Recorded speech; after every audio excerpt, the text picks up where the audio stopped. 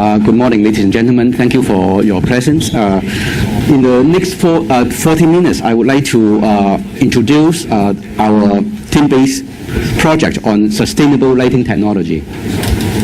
It is a project that involves three institutions, Hong Kong University, Polytechnic University, and a German university, Cologne University from Germany. And our overseas co-PI happened to be the inventor of a few key LED patents of Philips lighting. And so since he has left Philips, he is allowed to join us for research. So we are very happy that we have him as our partner. For my presentation, I will introduce the concept of sustainability, and then I will describe our project structure. Then I will walk through some of the progresses we have after about 14 months, and then I will inform you some of our output that involve patent application and technology transfer, and some of our research publications. Now, a lot of governments have been promoting the concept of Energy Star, which involve energy saving. You can see many governments use the STAR program to differentiate whether electrical appliance is energy efficient or not. But we believe that it is important to expand this concept, because energy saving itself is not necessarily environmentally friendly. The recent promotion of the mercury-based compact fluorescent lamp is an example. It is energy saving, but the lifetime is short. And because of the launch of the mercury-based CFL, we have seen more pollution in recent years. And tomorrow, actually, I will hold a press conference on behalf of the Consumer Council, and one of the issues involves food poisoning because of the heavy metal. So tomorrow, 10 o'clock, we will broadcast such information live. So, what is sustainability in our opinion? We agree that energy saving is essential, but it is not enough. So we are very ambitious in the sense that we want the product lifetime to be very long, at least 10 years. Now, this is not good news for industry, because they want to make more money. But I believe that it is important that we stop counting money notes on the deck of the Titanic, which is sinking fast. Because if you look at the melting of the ice cap and the glacier, time is not on our side. We have only about 15 to 20 years before the CO2 concentration reached 450 ppm, which is a critical level. We also want that the system components, a majority of them, to be recyclable, so that we don't have a lot of waste. Okay, so that's why we propose this sustainable lighting technology. Now, if you look at LED system, it involves basically three major components: the device itself, the driver, plus the control, and the thermal design. So these are the three aspects of our project. Now, Yuen has already given us a very good introduction of lighting technology, so I won't go through the history of different parts. But I just want to highlight that we are still very primitive in our technology, because mankind could only generate light without setting a fire about 130 years ago. Okay, and I believe, and many other colleagues believe, LED lighting is a revolution in terms of lighting technology. Now, why do we have to look at the system? Let me use two examples to illustrate this concept. If you look at LED street light, it is not just LED. All these LED packages are mounted on the heat sink. And the heat sink and all this LED is driven by a driver, and we need control of power in the driver. LED is different from other light sources, such as fluorescent lamp and incandescent lamp, because they are semiconductor devices. And semiconductor devices has a melting point which is much lower than some other devices.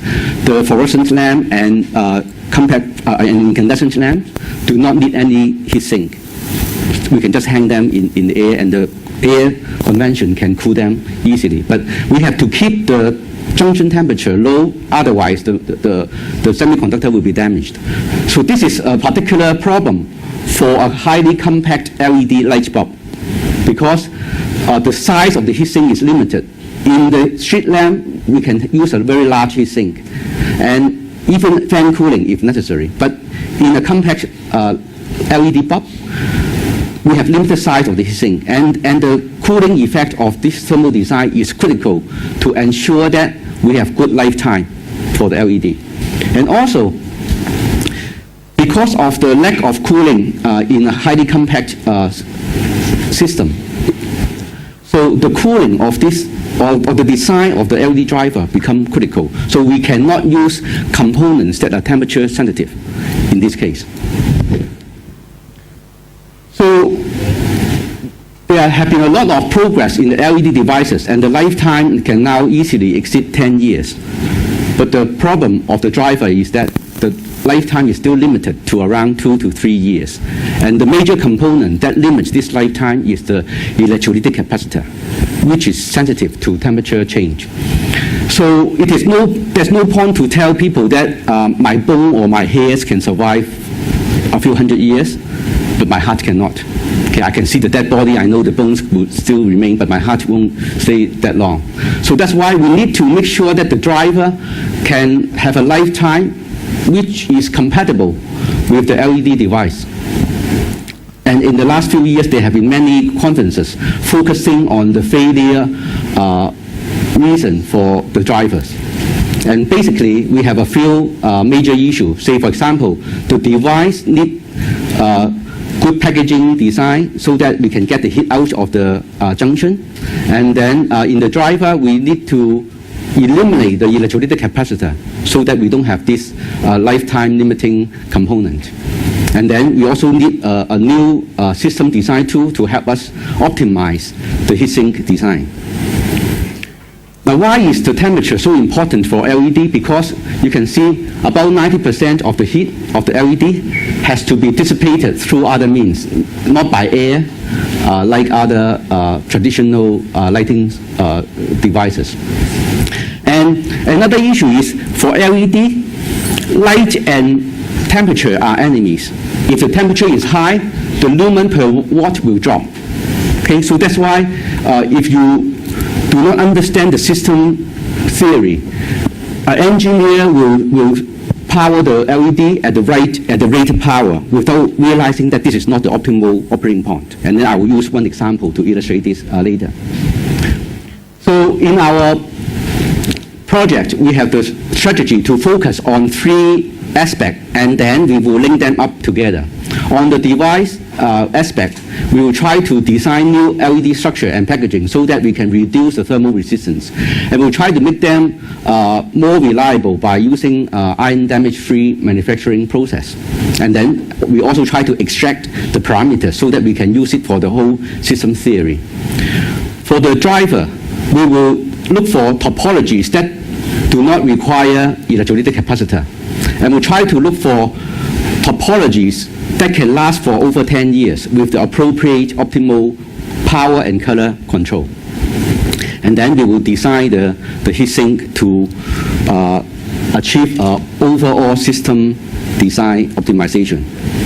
Now, this is the overall structure of our program. It has both theoretical and practical aims.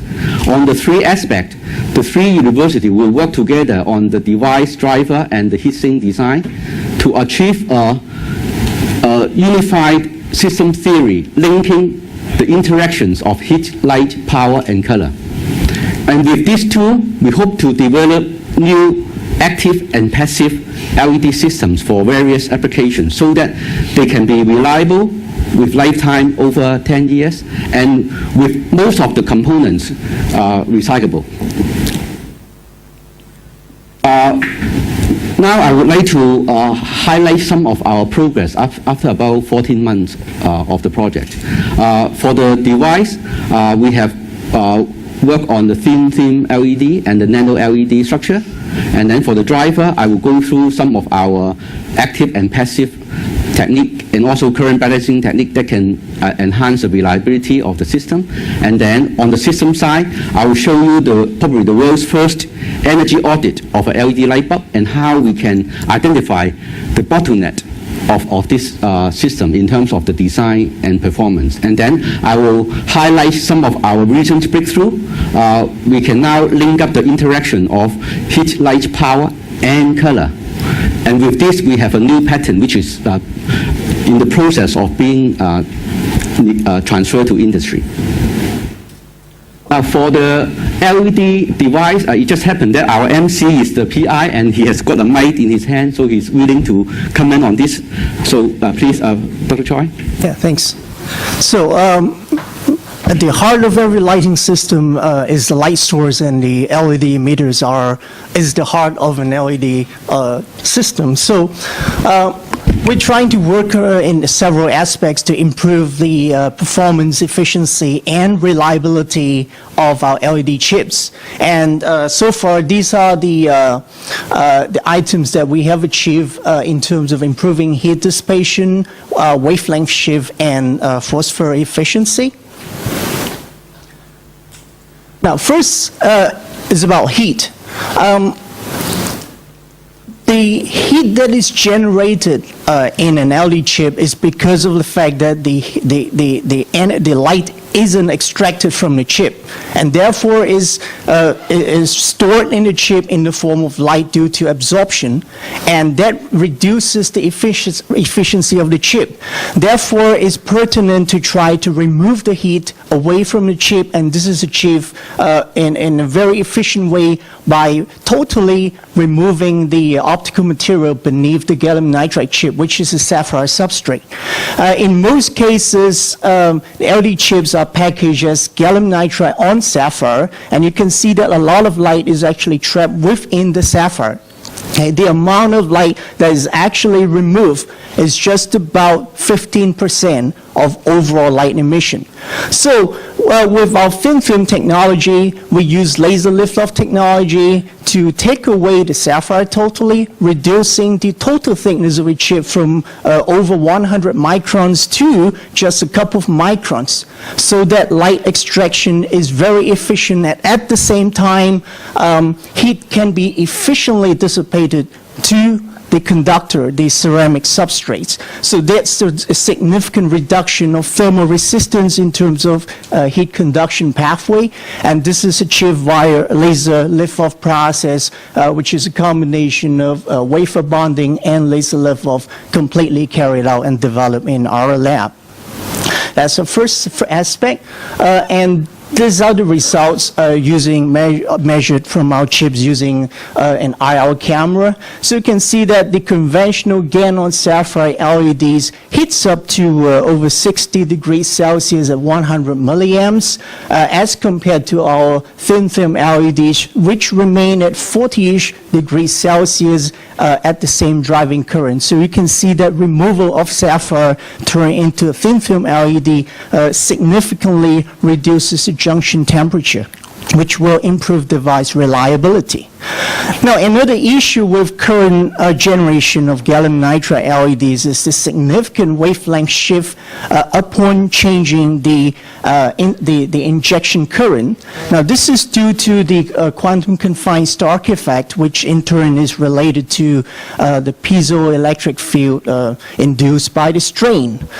We can't do too much about the strain unless you shift to a different substrate from sapphire, but assuming that we start with sapphire material, we try to reduce the strain, and our technique is to turn our LEDs into nano LEDs.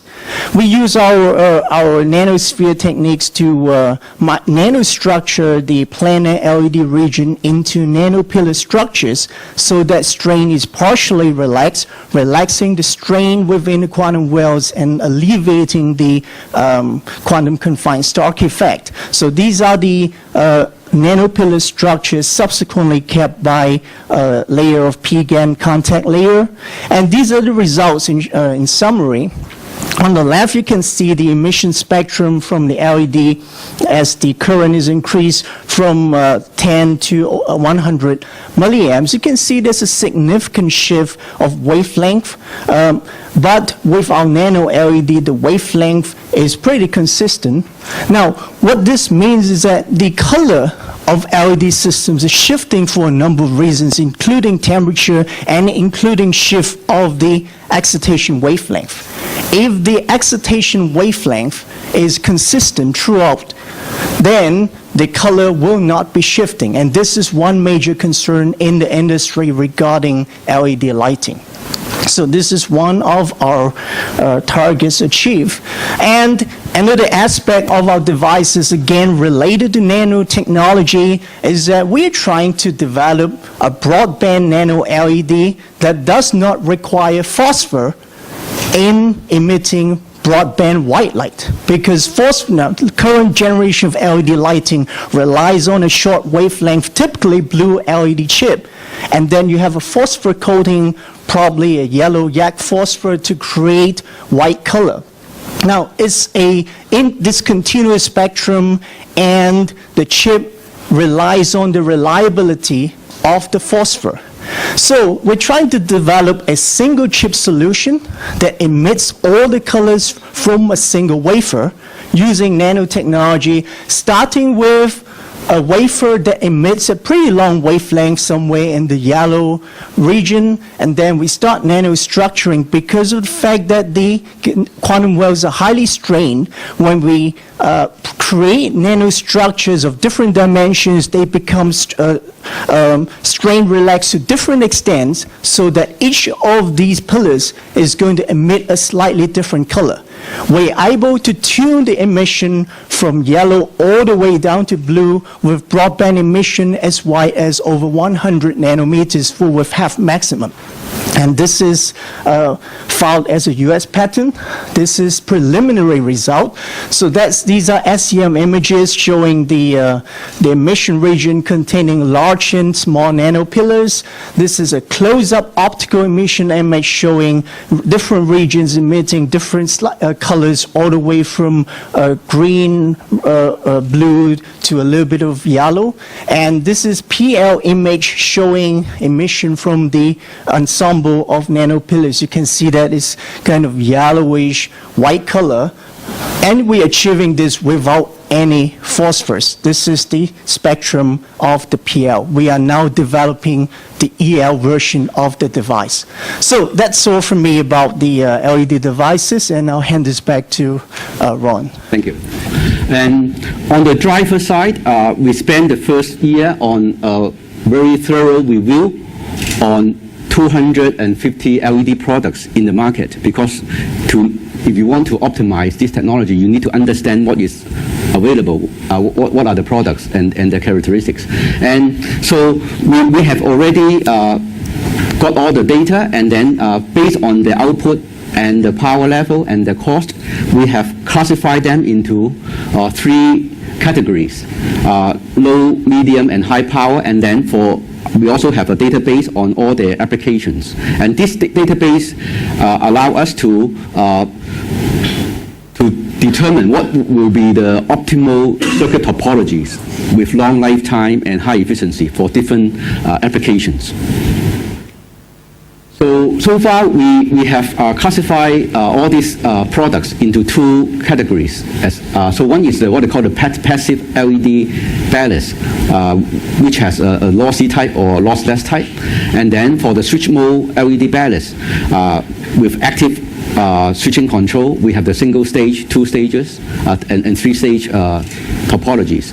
And our 2 teams are now focusing on the passive lossless LED driver and the single and 2-stage active LED drivers.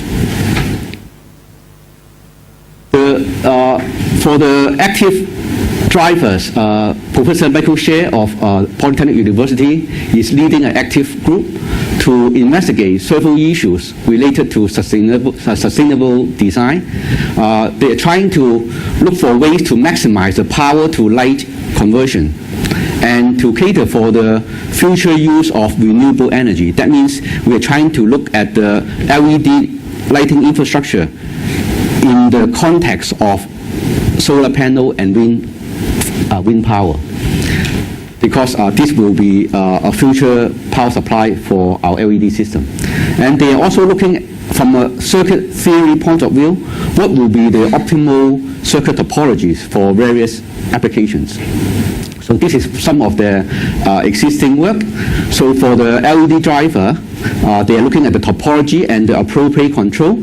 And then hopefully we will identify the best topology for different applications with the optimal control design. And this is an example of an extension to cover the sustainable power sources, including the solar panel and also future wind farm, which will be connected to the AC grid. So we are also connecting the AC grid powered by wind farm and the DC grid powered by solar panel together for our lighting control. One reliability issue about LED is the current imbalance, because LED devices are not ideal and identical. So if you, for high power application, when you have to put LED in strings and put them in parallel strings to increase the power level, and some slight voltage differences could cause a huge difference in terms of the string currents. So the so the Polytechnic team has been working on active current sharing technique. And this technique can be applied to any active switch mode power supply type driver. So this is, they just published this idea in November, earlier last month in Vienna. And they have achieved very good efficiency in each LED string and with high efficiency for the system, even over a wide dimming range. Now, the Hong Kong U team focused more on the passive driver. This is one of the very simple LED driver that we have developed for road lighting system. And you can see this is a very simple circuit without any power switches, without any control IC, and without any auxiliary power supply. And this is ideal design for the road lighting system, because in the outdoor environment, when you have lightning, if you put too much electronics in your control, then you have very poor reliability in such application. And so we have now developed this system with energy efficiency of 94%, which we believe is the best in the world. And the expected design lifetime of this product exceeds 10 years. So this is now probably the first LED system with the lifetime of the driver matching the lifetime of the LED devices. And this is now, it has just been transferred by Hong Kong University to a company, and it is now in the pre-production stage, and hopefully we will see this product by the end of next year. Because it is a passive driver without any auxiliary power supply, so for current sharing, we have a very simple current sharing technique which derives the voltage from the voltage drop of one LED package. So this makes the system totally independent of any auxiliary power supply in the entire LED street lighting system. Now for the highly compact LED light bulb, it is important for us to understand where the energy goes. So with the support of industry, we were given the parts of a LED light bulb. So we detached all this into different parts and conducted energy audit. And this allowed us to identify which are the weaknesses of this system. And so from the input power from the power point, there will be loss in the driver, and then loss in the LED wafer, and then loss in the phosphor coating, and then the heatsink design will play a part, how big it should be or how small it can be, and then also the light absorption in the cover of this LED system. And this is some of the results which we believe is the first set of results on this type of study. And if you look at the blue curve is the efficiency of the blue LED chip. So you can see the efficiency is around 47%. Now the efficiency of the phosphor layer is around 73%, and the lamp cover layer is around 90%. So if you start from the efficiency of the blue LED, after the phosphor coating, this multiplied by 0.73, it will drop to around 73%, and then multiplied by 90%, we have about 30% power, which is being used for light generation. Now this is, we believe, the first understanding of such system. Now we have also developed the photoelectrothermal theory, linking light and power, light and heat and power. So together we have linked up heat, light and power in this new theory. Now this theory is very important because we can now relate the light output with the input power in this simple equation. You can see here, if we increase the cooling effect, that means using a larger size of heat sink, we can shift the maximum power to a higher light output level. Now, 2 years ago, we were given a sample LED light bulb by ST Microelectronics from the US. It is a 3-watt LED system where the operating point is here. At that time, they did not understand our system theory. So we told them to reduce the power by 1/3, and then the light output will be increased by 40%. And they were shocked with the results because they thought, the engineer thought, if you give me a 3-watt LED, I will drive it at 3 watts. And they don't understand the whole system theory. And this system theory can be actually applied to both solid-state LED and organic LED. So I'm pleased to hear your talk, Yuen, because I think maybe we can work together on this. Together with the heat sink and the driver, we can maximize the lumen per watt for the entire system. Now, we have done some breakthrough this year. Just now, the theory link up heat, light, and power. And this year, we managed to link up color as well. By decomposing the color spectrum into different areas, we can actually relate the power and the spectrum shift in the equation, and then link it to our photoelectrothermal theory so that we can predict the power change. So if you look at a phosphor-coated white LED, basically we use a blue LED and the yellow phosphor. But the yellow phosphor actually generate both yellow and green spectrum. So if you go back to this, you can see we have the blue spectrum, the green and the orange. Adding together, we form this white spectrum from this LED. So with our new theory linking heat, light, power, and color, we can now follow the trajectory of the color movement in this color chart. So if we vary the power input to the system, we can actually predict the color temperature dynamically. And this gives us a new tool, and also the industry a new tool to optimize the design. So after 1 year, we have a few publications accepted, and I'm glad to report that we have 3 conference papers, all are joint paper with Hong Kong U Polytechnic University, including our students in this research output, and we will present them very soon next year. Besides the LED street lighting design, because of the breakthrough in the color control, we have now developed a new color, or I would say independent color and dimming control technology for white LED system. What does that mean? We can now, in the existing technology, if you dim the LED system, because the power will change, the junction temperature of the LED will change and the color will change. Okay, so that means when you dim your LED, the color will change as well, not only the intensity. We can now achieve constant color when I do the dimming. And I can also maintain constant color change at the same LED intensity, light intensity. This, we believe, is the world's first technology. And we are now in negotiation with the second largest lighting company in the world for technology transfer.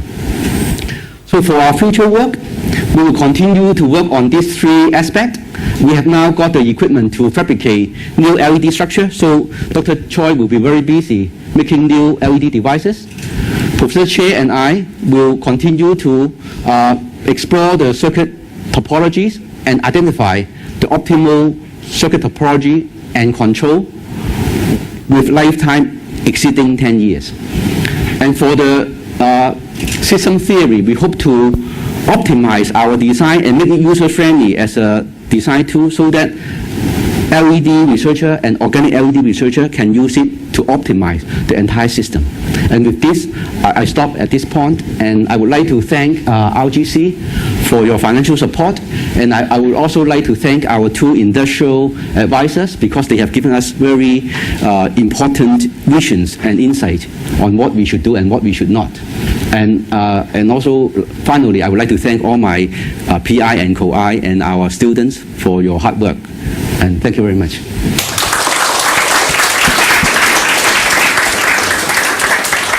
Great. Thank you, Professor Hui.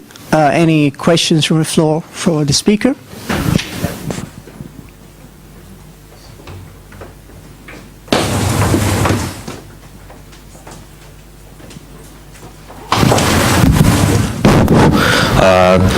Hello, Professor Hui.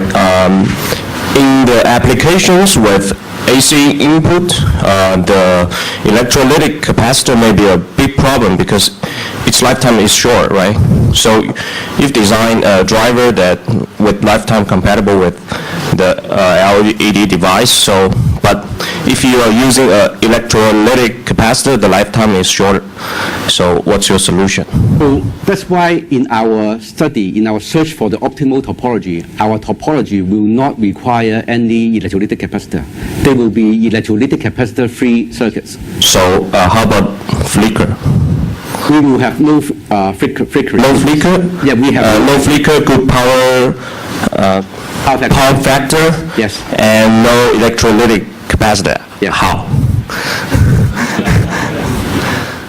Well, Hong Kong U is processing a patent on that. But basically, we have a technique that can cancel the ripple automatically with a new topology.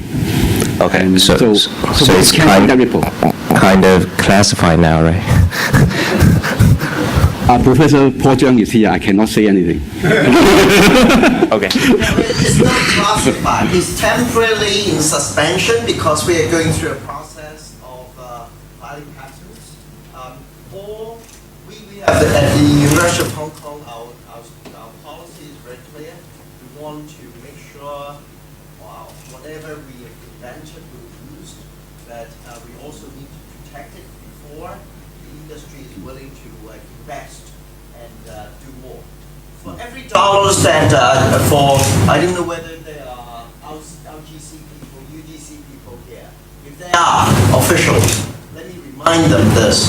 Every dollars that you spend give us to do the research that we do in university and produce positive results, very good results. Very often, the industry needs to spend $10 to develop it to a point that it can be used as a product. And therefore, it is important to make sure that there will be people interested in taking our research results and turn it into something that is useful.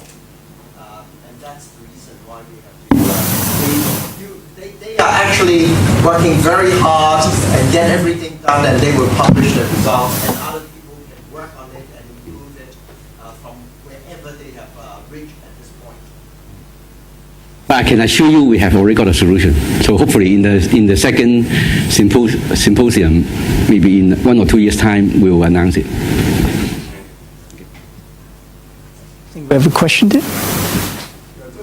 question about Phantom. I think you talked about laser lift-off for removing sapphire. This is a fairly well-established technology is being used in industry, so which means there are a lot of patents on this already. So I'm just wondering, what are your plans to get around existing patents so that your industry partner can find your patent useful?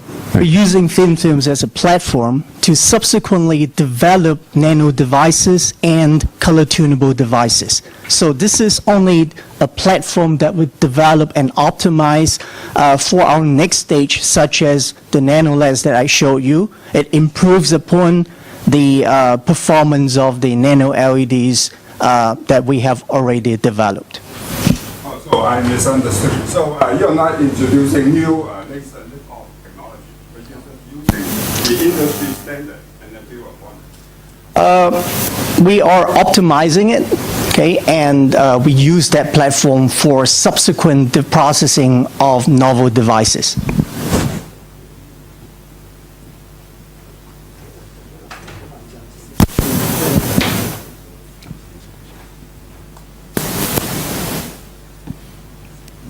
In your device that has multi-dimensions to achieve multiple wavelengths, because the light output depends on area, and so for a given area, actually, how do you maintain the efficiency when you are distributing the wavelengths, the outputs on different wavelengths, right? So you need a larger device for the same total output? The nanostructures are close-packed.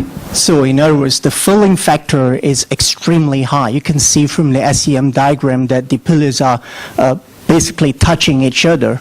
We are taking away minute material between the pillars in order to induce strain relaxation.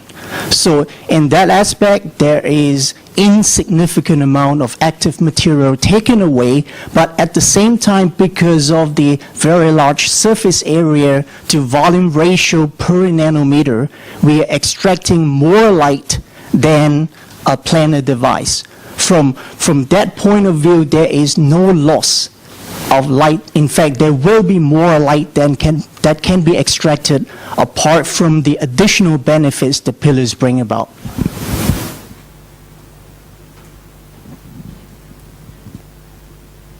You have any questions? No, if not, then this is followed by a tea break, and we will continue in about 15 minutes' time.